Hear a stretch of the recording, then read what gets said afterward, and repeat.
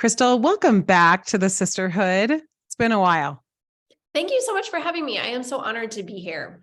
Well, it's been too long because we absolutely love having you on. You're just an amazing person with so many great things to say. And as we thought of who do we want in the Lead Your Life series, we absolutely said we want Crystal because you are the master at really prioritizing and creating time for the things that matter. And so just as we begin, I would love for you to speak to this idea that, most of us think that time is just elusive and we're constantly trying to contain it, but it feels like sand slipping through our fingers all the time. And we're always like, oh, we just don't have enough time. So what is it that makes managing time so difficult?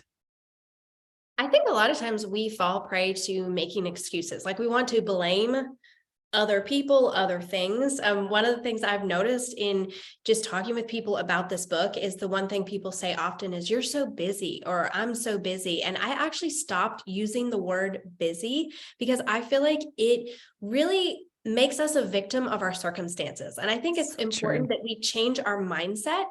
I don't want to go through life feeling like I just have to do this. I get to. And so changing from have to get to, and from busy to saying full. I always say I have a full life, but it's wonderful. And I'm so grateful for each of the things in it. And this is a gift. And so many people would love to be in my shoes. And so kind of changing our perspective and our mindset, it really helps us and reframes the way that we approach our days.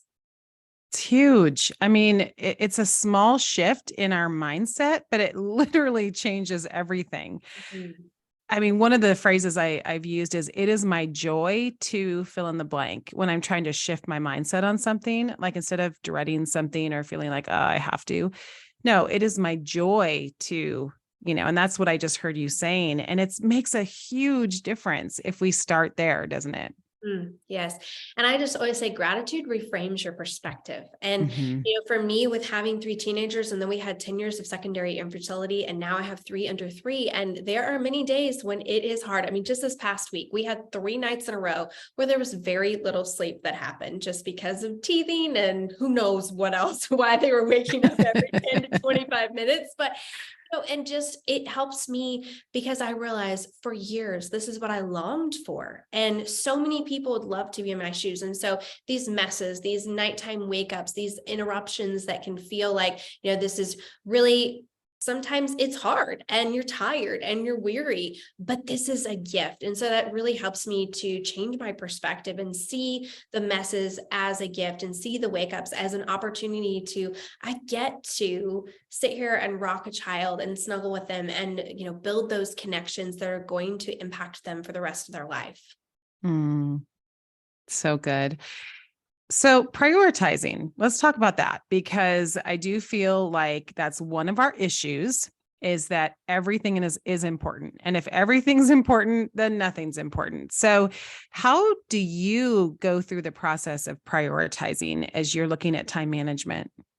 So one of the things that I have done for years is living my life in light of eternity and the end of my life. Now, it might sound a little bit morbid, but I honestly think about my funeral often. And I think, the life that I'm living, is it what I'm going to want to look back on at the end of my life? And I never know if I'm promised tomorrow. I talk about at the beginning of the book how my grandma, who we were super close to when I was around 11 years old, she went into the hospital and they found out the next day she had cancer all throughout her body and she died within a few days. And, it was such a shock to me to have this person who was so involved in my life, who I saw multiple times a week, and all of a sudden she's not there. And it just really impacted me to think of, we only get one life and we Mm. never know what tomorrow holds. And so I want to use today well, and I want to wrap my time and my life and my energy around those things that are going to matter for eternity. And I think we can spend so much of our life stressing about details that don't really matter, and psychoanalyzing situations and projecting stories and worrying, what it's like, what's really going to matter at the end of my life? The people that I poured into, the people that I loved, the people that I made an impact in. And so I want to really just simplify my life and have good systems so that I can be fully present with people. Okay, I love talking about this because I am not good at this. And so I like gleaning all of the wisdom. Okay, so I'm hearing prioritizing. I know what my values are. I know what's important to me. I also know I have a really long to-do list of things that in my mind really aren't a priority, but they still need to get done. So how do we go through knowing that there are just some tasks that my pastor used to call diaper duty? Like nobody necessarily feels called to change the baby's diaper in the church nursery, but somebody's got to do it. So as moms or as women who have a lot to do, often things that we don't really want to do, but they do need to get done. How do we manage and prioritize those when they aren't necessarily tied to some deep core values like people? Well, I would challenge you to recognize that things like diaper duty, that is really important. I mean, we all know if we don't change the diaper, there's going to be, some literal fallout from that. But, for me, it's recognizing that these little things that might feel like they're menial and mundane and kind of meaningless, they actually really matter. With being a foster parent, we get to do lots and lots of classes, and we talk a lot about attachment and healthy attachment, and recognizing that those things that might feel like I'm changing a diaper again, I'm calming a crying baby yet again, like it's actually setting up pathways of attachment that is going to impact this child for the rest of their life. So starting with that first, of recognizing some of these things like doing laundry. One of my friends says that when she sees the pile of laundry, it makes her realize, look at the life that is happening in this home. And it's a reminder to her that this is a gift. And so as much as possible, if we can reframe those tasks into something that it reminds us of our why, and it reminds us of the gifts. I think of when we spent a lot of time in South Africa and just recognizing running water and being able to do dishes is such a gift, because it means we have food. It means we have clean water. And so changing our perspective on that, but then also simplifying. For me, I really try to the things that, are sort of what we would consider diaper duty. Let's simplify it as much as possible. And so keeping meals really simple and, streamlining, as in we don't have a lot of stuff. I keep clothes really simple. I keep hairstyle and makeup really simple. My kids' clothes, especially, the three little ones, the older ones, they have to have more clothes because teens, they like clothes. They do their own thing. Yes, they do their own laundry. So yeah, you can, but just keeping clothes really simple. So when you only have 6 or 8 outfits that you just rotate, it makes it a lot more simple. And so how can we make things easier when it comes to the stuff that we get to do, but it's not necessarily the things that we're super passionate about? And then also for me, what has really helped is I call it my 6x2 priority system. And so I have 6 areas of priority that I want to focus and wrap my time in my life around. But I don't really have the ability to focus on all 6 every single day. If I'm trying to do all 6 of those and do it really well every single day, there's just not enough hours in the day. And so I have 2 hands. I want to focus on 2 priority areas per day. And then I rotate throughout the week which priority areas I focus on, so that over the course of a week, I have really drilled in and been present and fully intentional in each of those areas multiple times, but it's in a way that it doesn't feel overwhelming, and that it doesn't feel like, well, every time when I'm here, I should be 5 other places. Wow. Okay. Let's go a little bit deeper into this. The 6x2, I'm all about it. I am picturing it now. Give us your categories, and then just give us walk us through maybe a week for you and how that might roll out. Yeah, so this is one thing in the book, The Time Saving Mom, I get really detailed in, because I've talked about this on Instagram. I'm the Money Saving Mom on Instagram, and people always are like, okay, wait, hold up. I need to know exactly how this works. So if you're someone, you want to know all the nitty gritty details, definitely in the book, I have that, but let me give you kind of the high notes so you can get an idea of how this goes. So my priority areas, let me see if I can remember them correctly. Sometimes I forget in my old age, but, or maybe lack of sleep, but, so friendships, relationships, my home, my marriage, my business, my kids, and then my health. And so each of those areas kind of cover, it's not just one specific, it's an area. But so like, for instance, today, my priority areas were my home, and then friendships, relationships. So this morning, I was telling you guys before we went live that I actually had a free morning. And so I was watching our toddler and baby while my husband had our other toddler at a doctor's appointment. And so I was just focusing on kind of resetting the home. I try to once a week just kind of go through the entire house and just do a quick pickup and kind of just reset the areas. And so I spent 2 hours on laundry and resetting the home this morning. And then this evening, I am a small group leader in our church's youth group. And so I will spend at least 2 hours this evening with my group of girls. And so that will be my home and friendships, relationships. Now, then yesterday, I was focused on my kids and then also the business, because I had some extra business projects that I was focusing on. And then I had 2 kids that were homesick. And so we actually hung out and we watched a show together. And so as you can see, this is just kind of how it works. Every day it's going to be different areas. And usually it's going to be 1 to 2 hours, depending upon how much time I have in the day, but usually 1 to 2 hours, that's going to be more focused time to that area. Now, it doesn't mean that, if I'm like, my husband be like, oh, sorry, marriage is not one of the priorities today, so I'm not talking to you. It's not that. It's more so about that I'm going to spend intentional time with him. So it might be that we're going to have an at-home date night, or we're going to go out and do something, or we're just going to sit and talk for an hour. But that twice a week, I make sure that we have that intentional time together. And it's those little building blocks that add up to an intentional life. Because if we prioritize our marriage in that way twice a week, if you look at the course of a year, that's a lot of intentional time. And I feel like that's how you really build those connections, dig deep, and really foster things for the long haul, that you're going to have the longevity of your relationship because of those small building blocks done consistently. Yeah, I really appreciate that. And I feel like you and I talk about similar things in that way. Do you, at the beginning of the week, do you set that up? So I don't. And I know for some people, they would be the kind where they would want to have every Monday, it's this, every Tuesday, it's this. I have some blocks in the week, like Wednesday nights, I always am at youth group. And so that's a set thing. And usually I do my home reset on Monday. Today is Wednesday. I did it today because I was out of town on Sunday and Monday. And then yesterday there was just a lot to catch up on. So I do have a few things like that, but for the most part, I just kind of, every day as it comes, I decide that day, because it kind of will depend upon what's going on, what needs there are. You could at the beginning of the week do it, but I just kind of every day I'll just think of, okay, what's going on today? What do I have time for? What are the needs? And then which areas have I not focused on in the last few days? It's great.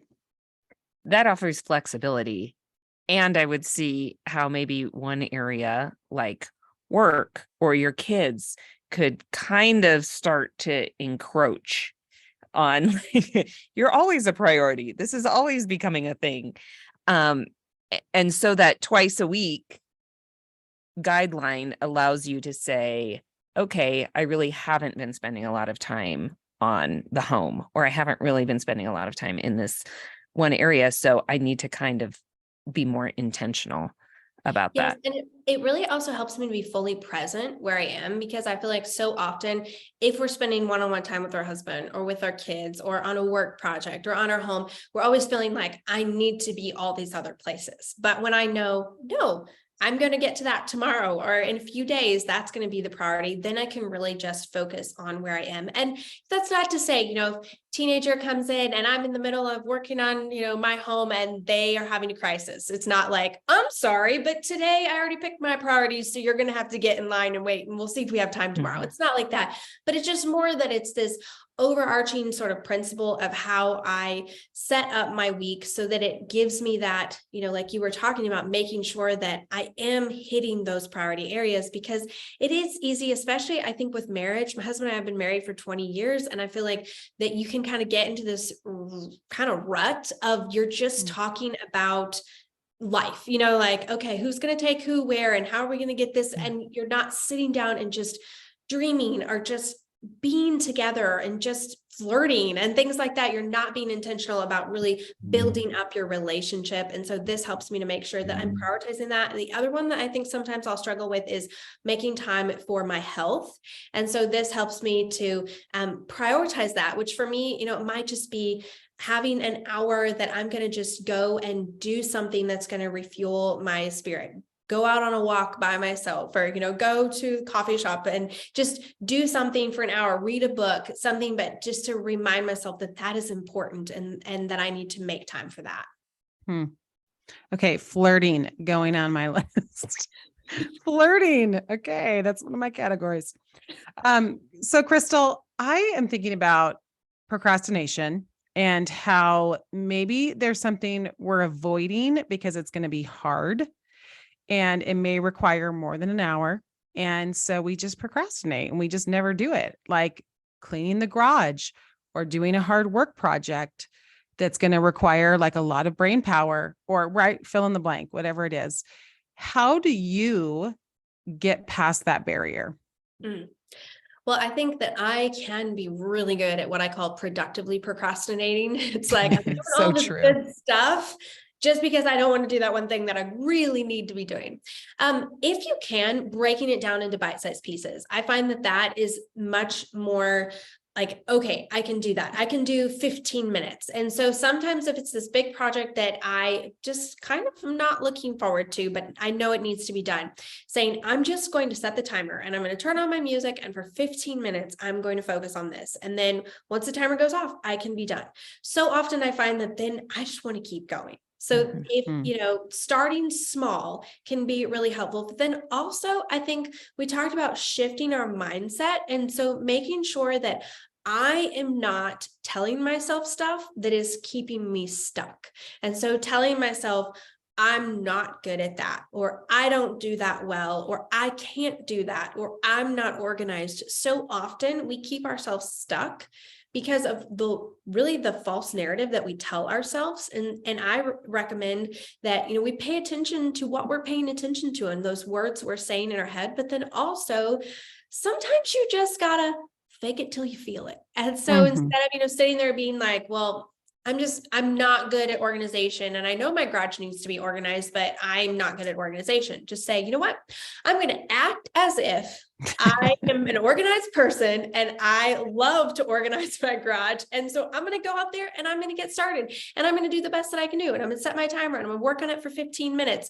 And then if that's all I do, that's great. And I'm going to celebrate that. And then I'm going to come back to it tomorrow. And so acting as if we can really help. And I have found so often that feelings follow action. And there's actually a lot of brain science that shows this to be true, that feelings follow action. And so if we just sit there and believe these false narratives, we're always just going to be stuck there. But if we get up and act as if whatever it is that we want to be, we might never be this most amazingly organized person, but we're going to be a lot more organized than we ever would be if we just sat there and believed that we're not organized. How does perfectionism play into that? Because I think part of the mindset for the perfectionist is, I heard you say, okay, well, then that's good enough for today, and I'm going to celebrate that. I think for some people, that's really hard to walk away from a project half done or not done in a way that and so they never start. Do you find that to be true with people who struggle with perfectionism? Yes. And I would really drill into, I know people are wired differently. So I'm not asking you to change your personality, but I am asking you to ask why. For years, I was a perfectionist because I felt like that's who I was supposed to be. And I felt so much stress over doing everything exactly right. And when I really dug into some things from my childhood and some different things that have been said to me and things that I had told myself for years, I realized that a lot of this stuff, which it sounds weird, but it was because of my lack of believing how much I was loved by God. And so I was trying to find my worth and my value in my work, and it was never enough. And so I was always feeling like I needed to do it better, do more, and work harder. And so I feel like that's not the case for everyone, why they're perfectionists, but really digging into what are the roots of this? Why are you feeling like enough is not enough? The last 4 years of my life, there's just been a lot of shifting that has happened. And then over the course of 2.5 years, we brought in 4 babies, 2 that we fostered, 1 that we adopted, 2 that I birthed. And the thing that it really worked on my heart was to realize I can't do it all as well as I used to be doing it. And so I've just really gotten to this place of I'm doing the best that I can do, and just reminding myself of that. And that I'm going to lean on God's grace. I'm going to rely upon Him. I'm going to look to Him, and then be okay that there's never going to be a time in my life where every area of my life is going to be in perfect shape. There's probably always going to be a few areas that I'm doing pretty well in, but there are also going to be a few areas that, it's just, I'm dropping a lot of balls in that area, and to be okay with that, because to recognize I can't do it all well all the time. And so what is God calling me to do in this season? And I'm going to focus on that and be okay with other things not being done as well, because those just aren't going to be the priority right now.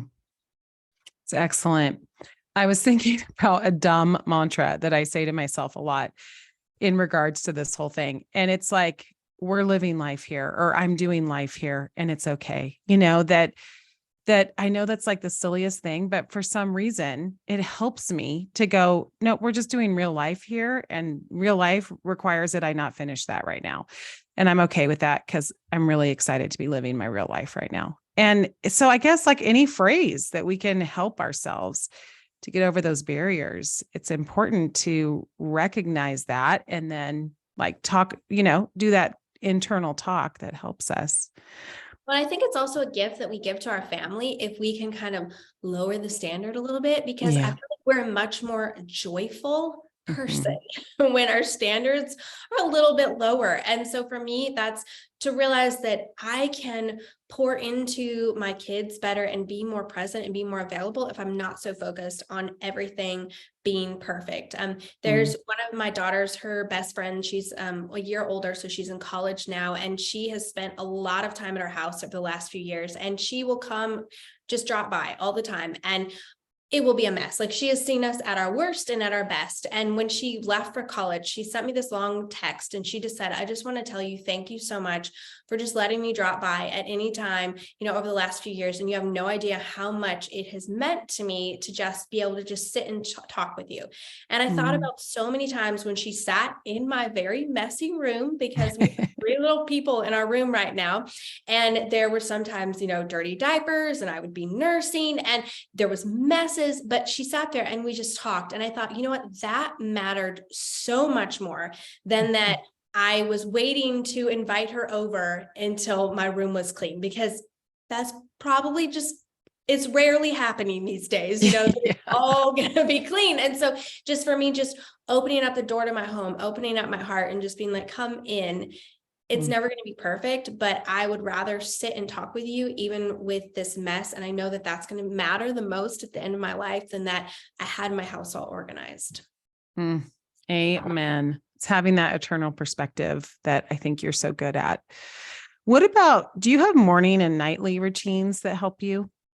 Yes, I have found that just having very simple systems, it makes such a difference. And really, we set up our day the night before. So how we go to bed really sets up our day for success. And so for me, that is just winding down. I don't have this whole big routine. I'd love to have the kitchen clean. Sometimes that happens, sometimes it doesn't. But winding down in the sense of getting on pajamas, washing my face, taking my contacts out, just simple things like that, that is telling my body it's time to wind down and go to sleep. And then the thing that I do to wind my brain down is I write out my time block to-do list for the next day. So I use a hybrid planning system of Google Calendar plus my time block to-do list. And so I look on my Google Calendar, I explain all in depth how this works in my book, but I will just look, what do I have the next day? And then I write out a time block to-do list based upon what is on my Google Calendar. And so then I know that tomorrow is doable, because before I go to bed, I have a plan for the next day. And that just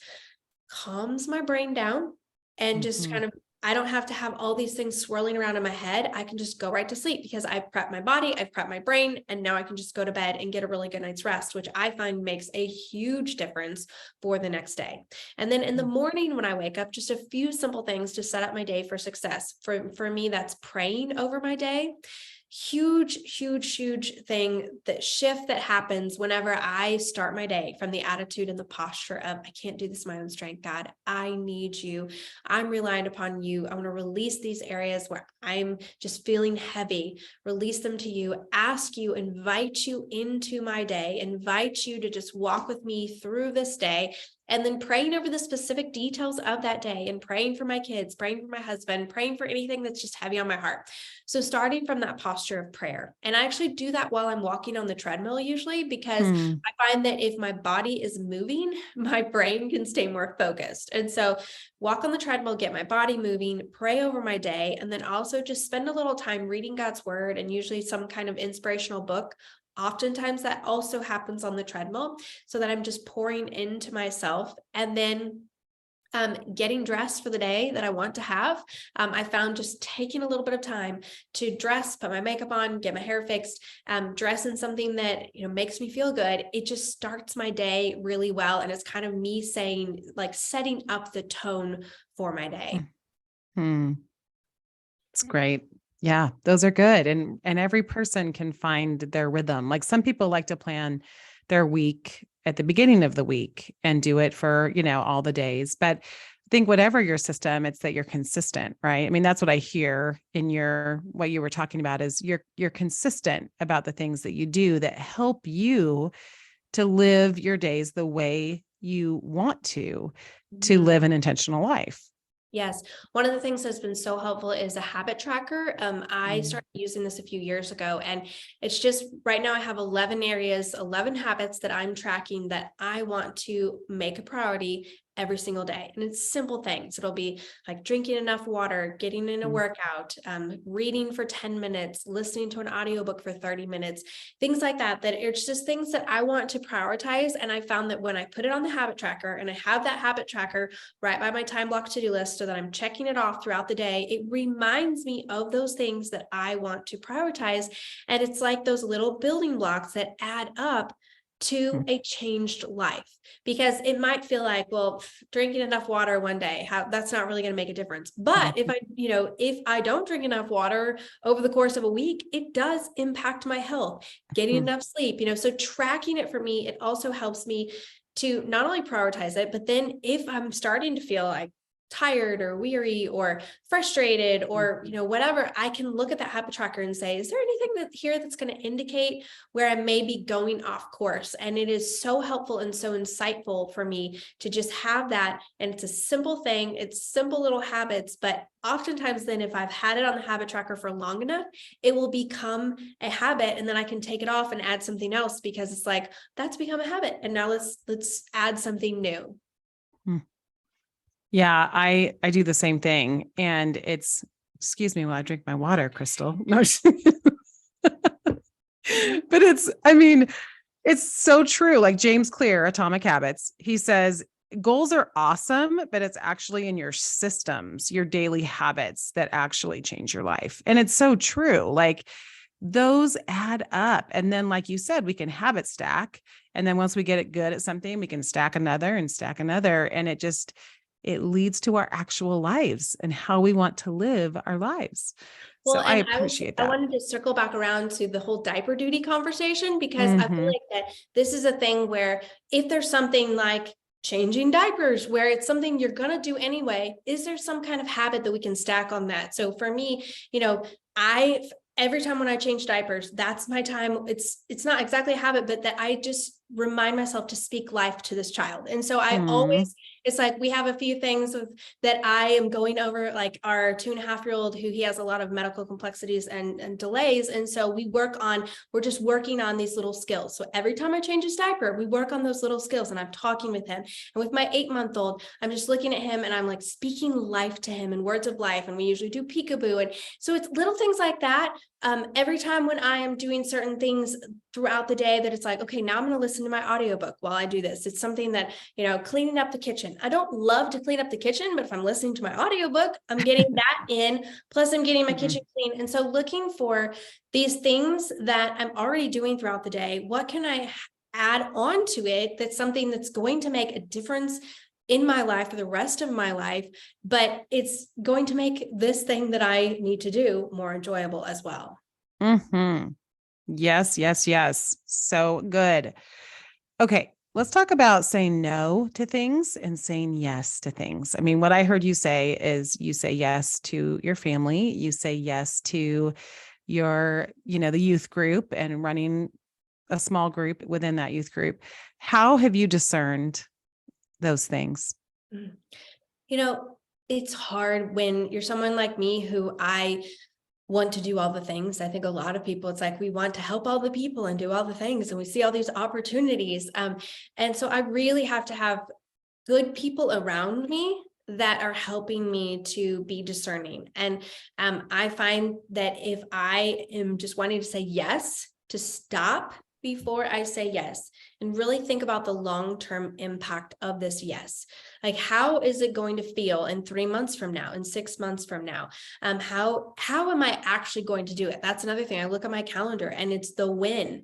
We were talking about the habits. And I think, one thing that James Clear talks so much about in his book is that we don't just say what we're going to do, but when we're going to do it. And so if it's something that I'm committing to, thinking of, okay, when is this actually going to happen? When is this realistic for where I'm at in my life? And I think there are sometimes that God calls you to do things that feel like they're not really super realistic. Like he called us to say yes to foster care and to say yes to fostering a little boy, like I said, who he has Down syndrome and cleft lip palate and a feeding tube. And he came to us in the middle of the night, and I knew nothing about any of those things. And my husband was out of town, and I had a book that was launching in 5 days, and I just knew in my heart, and my husband agreed, like there was just a strong sense of we are called to say yes to this. And so, just knowing, okay, that was a big yes, that was very much a risk, and that very much we didn't know how it was all going to pan out. And God was so faithful. And I could tell you story after story after story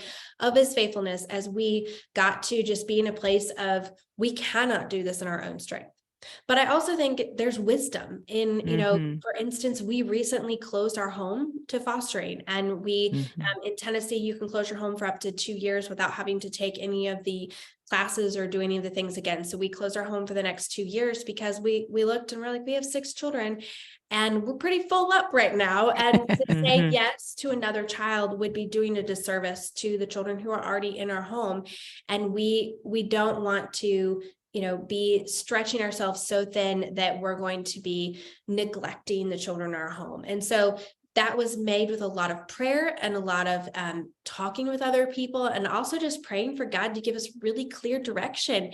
And he did, because when the foster care worker came over to our house, kind of in the weeks that we were praying about that, she was like, well, you're going to have to say yes to a long-term placement sometime in the next 3 months. That was our answer. We'd been praying for an answer. And so a lot of times I will pray, God, give me a very clear red light or a very clear green light, and then just be paying attention for that. And he oftentimes will give that through another person or through something that will come up. And so I think there are seasons to say yes, and then there are also seasons to say no. And like with foster care, to recognize, I would love to be able to help all the children, but I can't. But I can do for one, the sweet David who we adopted, do for one what I wish I could do for all. And then also to recognize that my no opens up the door for someone else's yes. Yeah. So wise. Can you speak for a second to capacity as we say yes and no, either capacity that has changed for us because of circumstances, because of life, because of age, even we don't have the same energy we had 20 years ago, or just capacity in different people and different families? Because I think sometimes people look at the yeses and nos and say, well, she's able to manage this yes, and this yes, so I should be able to as well. How have you seen that play out with people just based on how they're wired? Yes. And I think that that's something that's so important. I know that I am someone who has higher capacity, and I always have. I get bored very easily, very easily. My husband and I went to Hawaii a number of years ago, and I left my computer at home, which I usually, since I work for myself, I usually bring my computer everywhere I go, and left it home for 4 days and read 10 books because I was just like, I don't know what to do with myself. So, I mean, I walked the beaches and all that too, but it was like, I'm just someone who I like to be doing, and that can be a good thing. It can also be a bad thing because I've had to work really hard on learning to slow down and be present, because that doesn't come naturally to me.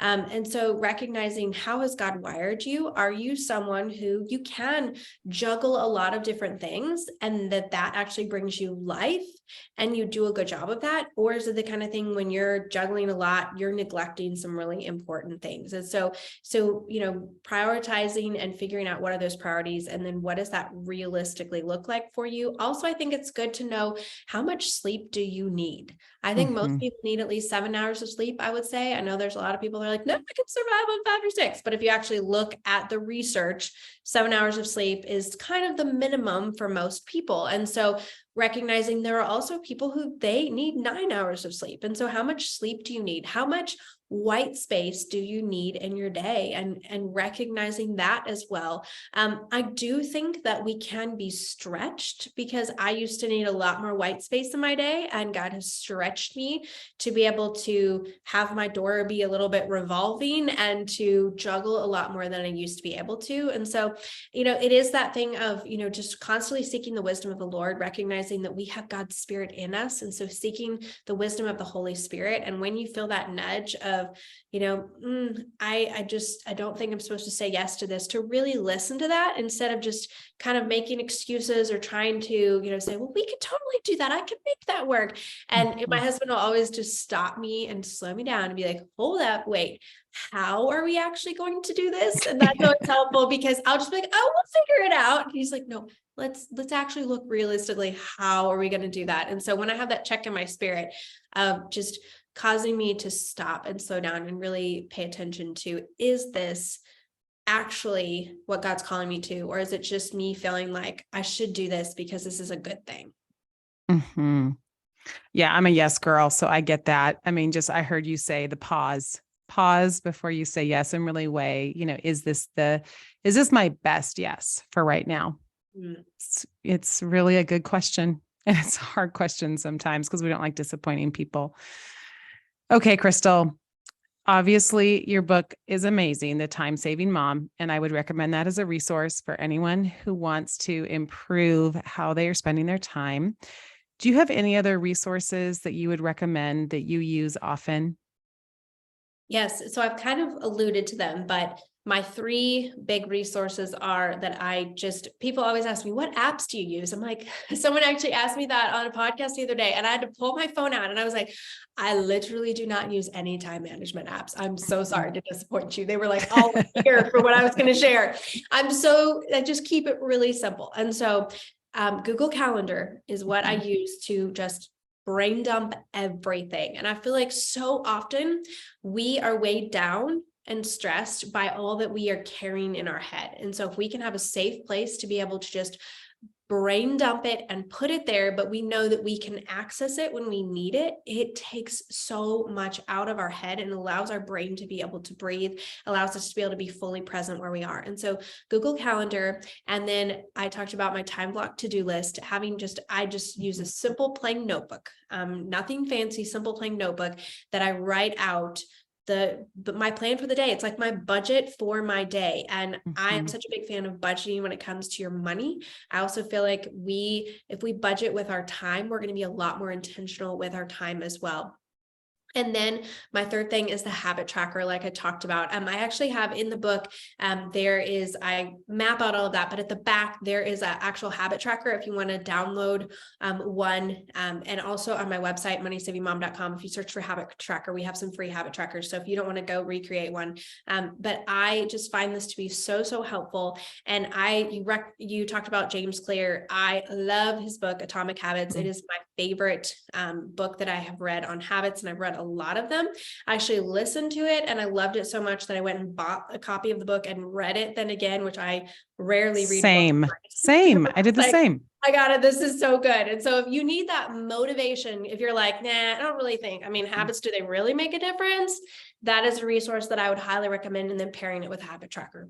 Yeah. I even offered to, said to my kids, I will pay you to read this book. I will pay you. That's how much I believe in like the power of small things. Not all of them did, but I need to up the price. I'm like, how much did you pay them? Maybe I'm going to try this for my kids. Yeah, it was with my college kids. I'm like, I literally will pay you if you'll read this. Okay. Well, Crystal, thank you. Thank you. Love your book, but especially just love you. We really appreciate you here at the Sisterhood. Thanks for being on. Thank you so much for having me on. It was such an honor. Aw. Bye. Bye.